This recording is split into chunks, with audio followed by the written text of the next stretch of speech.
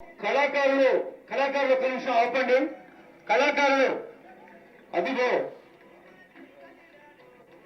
కొణిజేటి రోషయ్య గారి విగ్రహం నిన్న కొణిజేటి రోషయ్య గారి విగ్రహాన్ని ఆవిష్కరించారు. దాంతోపాటు ప్రతి సంవత్సరము అధికారికంగా కొణిజేటి రోషయ్య గారి జయంతి వేడుకలు కూడా చేస్తారంట రాష్ట్రంలో.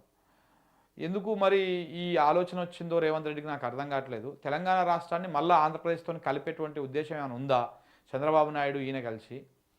తెలంగాణ బిల్లును వ్యతిరేకించి తెలంగాణ విభజనను వ్యతిరేకించినటువంటి రోషయ్య విగ్రహాన్ని తెలంగాణలో నడిబొడ్డున, హైదరాబాద్ నడిబొడ్డున విగ్రహాన్ని ఆవిష్కరిస్తాడు. ఇక నెక్స్ట్ చంద్రబాబు నాయుడు విగ్రహాన్ని కూడా ఆవిష్కరించండి. ఇట్లనే వైఎస్ రాజశేఖర రెడ్డి విగ్రహాలు కూడా ఆవిష్కరించండి. తెలంగాణను అడుగడుగున అడ్డుపడ్డటువంటి అందరి విగ్రహాలను ఆవిష్కరించండి. రాయపాటి, లగడపాటి, తోకపాటి, ఈకపాటి ఉన్నారు కదా, వీళ్ళందరూ కూడా పెట్టండి.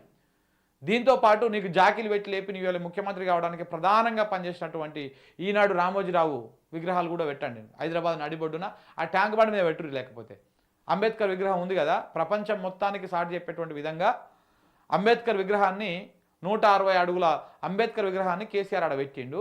దానికంటే ఇంకా పెద్దది రామోజీరావు విగ్రహాన్ని పెట్టండి. ఒకటి చూస్తారు తెలంగాణ ప్రజలు. ఎందుకంటే ఆ సామాజిక వర్గం మీడియా లేకపోతే నువ్వు లేవు, నీకు ఈ పదవి వచ్చేది కాదు, నీకు ఈ రాజస్వం వచ్చేది కాదు ఇవాళ. అలాగే ఏబిఎన్ ఆంధ్రజ్యోతి రాధాకృష్ణ ఉన్నాడు కదా, ఆయనది కూడా పెట్టండి. బిఆర్ నాయుడుది పెట్టండి, టీవీ5ది. ఎన్టీవీ నరేంద్ర చౌదరిది పెట్టండి. మీకు అందరి సామాజిక వర్గం మీడియాలే కావాలి కదా, వాళ్ళే కూడా పెట్టండి విగ్రహాలు.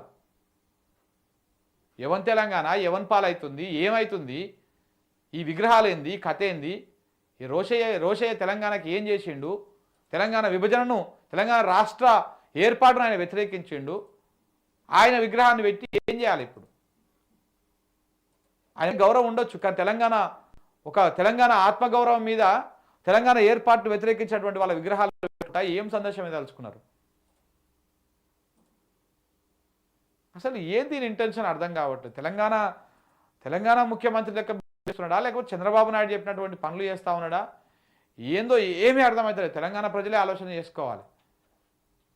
తెలంగాణ తల్లి విగ్రహాన్ని మారుస్తాడు, టీఎస్ నిషేష్ టీజీ పెడతాడు, ఇంకేదో పెడతాడు, ఆంధ్ర కళాకారులతోటి పాటలు పాడిపిస్తాడు. తెలంగాణ గీతం అని చెప్పేసి తెలంగాణలో మ్యూజిక్ డైరెక్టర్లు ఎవరు లేరని చెప్పేసి ఆంధ్ర కళాకారులతో ఆంధ్ర మ్యూజిక్ డైరెక్టర్తో చేపిస్తాడు. ఇలా ఆయన డిజిటల్ మీడియా డైరెక్టర్ ఎవరు? ఆయన ఆంధ్ర ఆయనో ఒరిస్సా అని తెలియదు, మన ప్రాంతముడు కాదు. గతంలో కొంత దిలీప్ అని ఒక ఉద్యమకారుడు ఉండే ఆ పొజిషన్లో, ఆయన ప్లేస్లో ఇవాళ ఒక పరాయి రాష్ట్రం తీసుకొచ్చి పెట్టిండు. ఇలా మొత్తం ఎల్లో బ్యాచ్ మొత్తము కాంగ్రెస్లో, నిజంగా కూడా అసలైన కాంగ్రెస్ వాళ్ళు మొత్తం క్షోభ అనుభవిస్తూ ఉన్నారు. ఆ ఎల్లో బ్యాచ్ మొత్తం వచ్చి చేరిపోయింది. ఇలా ఒక సామాజిక వర్గము ఆ ఎల్లో బ్యాచ్ మొత్తం వచ్చి చేరిపోయింది. అంతా బుల్డోజ్ చేస్తూ ఉన్నారు. అసలైన కాంగ్రెస్ వాడికి అన్యాయం జరుగుతూ ఉన్నది. ఇలా తెలంగాణ ఆత్మగౌరవం మీద తెలంగాణ చరిత్ర మీద దెబ్బ కొడతా ఉన్నాడు. అటు అసలైన కాంగ్రెస్ వాళ్ళని దెబ్బ కొడతా ఉన్నాడు. సో ఈ ఆలోచన చేయాలి. ఇది చాలా డేంజర్. ఇది ఎప్పటికో ఒక రోజు ఇది బాగా ఎక్కువ అయిపోయింది అనుకో, ఈ విగ్రహాలను తునకలు అయిపోతాయి. ఎందుకంటే తెలంగాణ మిలియన్ మార్చ్ లాంటి మూమెంట్ని, సకల జనుల సమ్మెల్ లాంటి కార్యాచరణని, ఒక ఉవ్వెత్తున ఎగిసినటువంటి ఉద్యమాన్ని చూసింది గడ్డ. మళ్ళా ఇదే కాంగ్రెస్ ప్రభుత్వ హయాంలో అలాంటి ఉద్యమం కనుక వస్తే రేవంత్ రెడ్డి కుర్చీ, నీ మంత్రుల కుర్చీలు అన్నీ కూడా తునకలు అయిపోతాయి. నువ్వు పెట్టిన విగ్రహాలు కనీసం ఒక చిన్న రప్ప కూడా దొరకకుండా దాన్ని అది చేస్తారు తెలంగాణ సమాజం. 4-5 రైతులు కలిసి ఈ రెచ్చగొట్టే కార్యక్రమాలు చేయకండి. మీరు పరిపాలన మీద ఫోకస్ పెట్టే ఈ విగ్రహాలు తెలంగాణ ఎంతమంది అమరవీరులు ఉన్నారు, ఎంతమంది తెలంగాణ పోరాట యోధులు ఉన్నారు, మన స్ఫూర్తినిచ్చినటువంటి ఎంతోమంది ప్రముఖులు ఉన్నారు, వాళ్ళ విగ్రహాలు పెట్టండి. కొణిజేటి రోషయ్య విగ్రహం అంట.